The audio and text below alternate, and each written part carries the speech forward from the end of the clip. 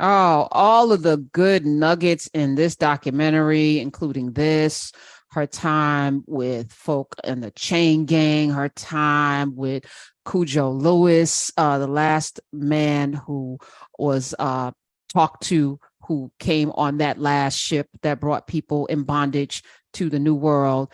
Without this woman, we wouldn't know a lot of things about the truth of voodoo and what happened in Haiti, because she literally went in them streets, them highways and byways, and them hills and mountains, and talked to human beings about their experiences in a way that nobody else could. Let me welcome to the show. She is the director, producer, and writer of American Experience Presents, Zora Neale Hurston, Claiming a Space. Tracy Heather Strain, welcome to the Karen Hunter Show. Hi, thanks for having me. I'm delighted to talk with you today. Listen, the work that you do, usually, folk like you are in their own heads, head down, doing the work. You're not out there like, look at me, because there's so much to do. Walk us through how you landed on Zora Neale Hurston. When was the first time you were introduced to her, and what was the burning thing in your soul to make you do this? So I've been a documentary filmmaker for some time. I got into it starting at the bottom, answering phones years ago, decades ago. And I made a film that premiered at the Toronto Film Festival in 2017 called Sighted Eyes, Feeling Heart. And it's the first feature film about Lorraine Hansberry. It's a documentary. And from what they tell me at American Experience, they liked it so much. And when Cameo George, the executive producer, decided that they wanted to do a film on Zora Neale Hurston, focusing on her anthropological journey, or that included her anthropological journey, they thought I would be a good fit. And so she called me up one day. I was in the grocery store. Apparently she was out exercising, and she decided to call me and said, would you be interested in doing a film about Zora Neale Hurston? And so, of course, I'm like, yes, I would love to do a film about Zora Neale Hurston.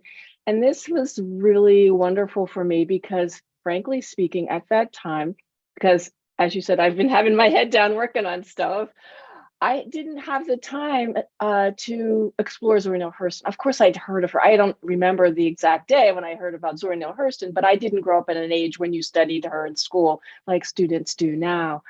Like I hadn't studied Hansberry in school either. Mm. But she was on my list. We had 2 copies of Their Eyes Were Watching God in our house, but I hadn't read them. And I was alive and, old enough to remember when Alice Walker brought her back into the spotlight in the 70s. So this was a perfect opportunity as someone who is making documentaries focused on American history, often focusing on the African American experience or something to do with race, to have had just done Lorraine Hansberry, to get this chance was something, of course, I couldn't pass up. Mm. I'm going to assume that you have read Their Eyes Were Watching God, which is one of my favorite books of all I, time. I have, and I listened to Ruby Dee's rendition, the audio Oof. version. And if you haven't listened to Ruby Dee reading this book, I recommend you get on that right away because it's really powerful. And it really was emotional in a way that I felt like reading I liked, but this just brought it home for me. What about it? What about the book? Because, we have, of course, Toni Morrison and Alice Walker and Gloria Naylor. And there's a lot of people that speak to the experience, Maya Angelou, and, from a very personal perspective of what particularly Black women go through. This book was so empowering because, it's a Black incorporated town. This woman's coming through with all of this verve and, taking agency of herself, her body, Mm-hmm. it is so for you reading Tracy Heather Strain is here, reading this book, Their Eyes Were Watching God. What did you walk away with knowing about Zora Neale Hurston? Well, first of all, I was really attracted to the young girl who was yearning and she wanted things. And I felt like I could identify with that. A lot of times the internal feelings of young Black women are not included in our conversations. and often we are presented as older than we are in public and media, and the way we're often treated. And I just really found that she had something inside of her that was drawing her to seek out new adventures, to leave where she was. And I just found that bold and interesting. Plus, I love the dialect, that I love the way that Zora Neale Hurston had all these different characters speaking the way they spoke. Like, so everyone wasn't speaking exactly the same. Each character had their own way of speaking, and I appreciated that. And then if you add there, as we talk about in the documentary, the sort of gender analysis, the racial, now it's all in there, even though some people dismissed it at the time. I like how it's not hitting it on that nose in a certain way. It's there, but it's a part of this journey of discovery. It's actually a story, right? Of a woman coming back to tell her friend about where she was and what happened to her. In fact, when I got to the end, I was like, oh, right. She's on the porch talking to her best friend. And I love the porch as a metaphor throughout Zora Hurston's life, starting with her own childhood. So this really fascinating mixture of memory, her research, her things that happened to people she knew. It's just a wonderful, wonderful book. Watching your documentary, I was also sad. A woman born 1891, poverty, Alabama, I'm sure a lot of trauma. Being as brilliant, as free a spirit, I'm somebody like Zora Neale Hurston, where I can't imagine being handcuffed, roped in, hung out to dry in 1891 with all of this and not having a place for it. The fact that she's not known as one of the greatest anthropologists of our time because of degrees, right? Again, we're examining the school system today, and I'm saying something much deeper than, oh, it's horrible that DeSantis is removing these things from it, or the AP is not allowing Ta-Nehisi Coates to be read. I'm saying, what is education? I'm asking you fundamentally, why do you send your children to school? What is it that you expect? And if it doesn't service and honor them, because Zora Neale Hurston was not honored and serviced in a way, but she found her space. She was able to find her voice, even though she died with no grave marking, much like Ed Boucher died penniless and sad. But today we talk her name, right? So getting to know her in that way, as a documentarian, Tracy Heather Strain, what revelations did you come to? I was inspired by Zora Neale Hurston. I feel like when I have my little complaints about things or troubles, I now have someone to go back to and say, keep it in perspective, Tracy, because look what Zora Neale Hurston went through and what she was still able to accomplish. Not to say that it was fair or appropriate. The journey should not be that hard. I'm not like admiring that part of it, but I think it helps keep me in check. And I think that she is a model for someone who, when she just was single-minded, she was going to get out there and try to tell these stories and bring Black lives, the richness, the beauty, the significance of Black lives to the attention of people inside and outside of the Academy. And when she didn't get grants, when she didn't get what she needed in the Academy, she kept trying.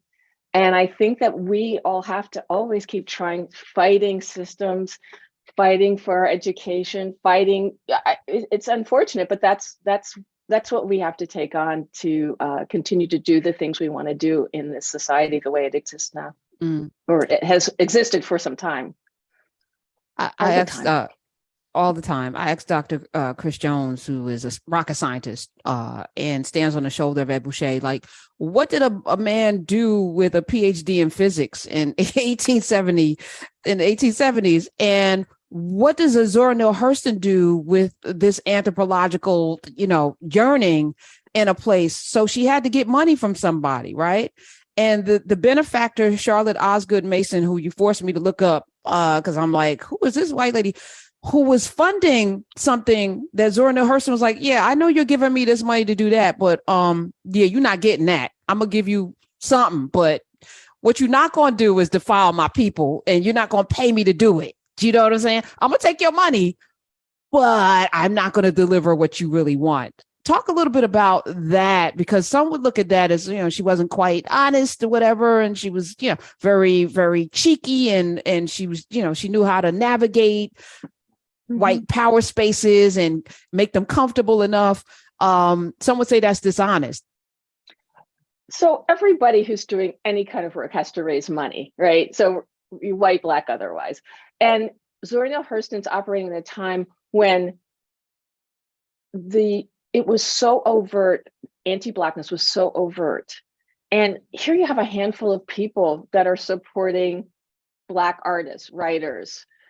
And so I feel like I cannot fault Zora Neale Hurston for accepting the money, because she knew that she didn't go down south or right in the first time and do it right. She wanted to get back there and get these stories, get this folklore, so that she could bring out the richness and show that African Americans were significant contributors to American society. And there was nothing wrong with Southern rural folk people, and so she had to put up with this woman who was interested in the primitive, and she obsessed. thought somehow The way hold on, the way people go to the jungle to look at animals and to capture animals, the way they put us in zoos, right? This was her fascination, right? Because we're primitive. And go ahead, talk. I'm sorry, because no, it's okay. It's like something that they think that it was something that she thought that could make white society better. But I feel like we see evidence. This is still happening in certain ways of the appropriation of cultures and mysticisms, and somehow it's going to make our lives more calm and peaceful and Zen-like, because we'll be closer to nature. It's still happening on certain levels. But back then it was, I don't know, it was a more select group of people it seemed to be following this. But she had a really complicated relationship with this woman. On the one hand, it seems clear based on her letters that she did appreciate Charlotte Osgood Mason. We wouldn't have the beautiful photography, this motion picture photography that is in the film, if Charlotte Osgood Mason hadn't given her $200 a month, money for a motion picture camera, a car, right? We wouldn't. So not only we wouldn't have this beautiful material, and so there's that positive part, but she did have to navigate this. And there's some letters that we didn't put in the film that it seems like Zora actually went a little overboard to try to make sure that she was deferential to Charlotte Osgood Mason. But I try not to judge her too much, because we cannot judge her at all, because none of us could even imagine what it would take this is your life and your livelihood and your living, and this is burning your soul to its core to do. And this is the way you have to do it, because no one's just giving money to Black people to elevate Black culture. Right. And this woman was on her own pretty much since 13. Like, she had to learn how to navigate this world from 13 on pretty much by herself. And as she has said in her autobiography, she's not telling everybody all her business. So we don't really know what she went through during some of her lifetime, until she lands in Baltimore, when she changes her age so she can go to high school. Look at that. Somebody just got arrested for doing that recently. But listen, if you want to go to school, you got to be a teenager. Zora Neale Hurston's like, black don't crack. I'm a teenager. Just teach me everything. I love it, by the way. I was sad with her relationship with Langston Hughes, who's today is his birthday. We just played a poem written by him, spoken by him on the air before you came on. They were best of friends, and then they were not. Yeah, it's a complicated story, and that you actually have to read, like, there's a chapter, you have to read like a whole chapter to sort of understand it. But the short version is they were working on a play secretly. Like, they both were supported by Charlotte Osgood Mason, and they were they were supposed to be doing an opera together, but then they secretly were working on this play that was based on Hurston's writings, and it just got complicated with credit and different things. And Zora was angry, Langston was angry, and basically their relationship severed. And there's somehow Charlotte Osgood Mason played a role in this. She had actually already stopped supporting Langston Hughes. She was already mad at him. And so I wouldn't be surprised if part of it was Zora trying to make sure she also kept her benefactor, right? So it's sad because they were each other's confidant, and she shared, we wouldn't really know much about some of her field work without the letters that she wrote to him about the details of things that she was finding. Need us not to fall out over white people stuff, y'all. No matter what, don't let's stop fighting over crumbs that they're gonna put out there for us to fight over, and always understand the mission. That said, Tracy Heather Strain, the videos, the camera work, the letters. I was an English major and in love with Zora Neale Hurston's writings, and I was just, how did you get this? How did you get all of this? We did a lot of research. We started the project like we do all our documentaries with, we read secondary sources. So those are books about Zora Neale Hurston. And then we actually do something I never did in college, was look at the footnotes and figure out and locate where they got that information from. So then we went to all the archives that, different things came from, different quotes. And we have a big database where we keep track of everything. And then since I knew it was a film that was going to be focused on wedding anthropology with the literary, that I knew I was driving to that Their Eyes Were Watching God moment. So then you kind of work backwards. What do you need to know to make this moment really special? And so you need to know Eatonville. There's just certain things you need to know. Yes. And I was blessed with an animator who was understanding what I wanted to try to explain. I also had to explain anthropology to a certain extent, right? Because you wouldn't understand what she went through if you didn't understand what was going on with anthropology even before she was involved. So you understood Boaz's significance, Franz Boaz's significance, her mentor. Right. Thank you. And then you needed to understand the problems with anthropology to understand why it was so difficult for her. I mean, there were other Black anthropologists. So there were some other men that were at Columbia at the time that were Black, but they weren't no one was having real careers, right? Obviously, you did a masterful job. I'm highly critical of documentaries. Wait a minute, Smith, I'm highly critical, but you have done something that I think just masterful in presenting Zora Neale Hurston to the world. And I want you to come back with your next one, and your next one, and your next one. Tracy Heather Strain, thank you so much.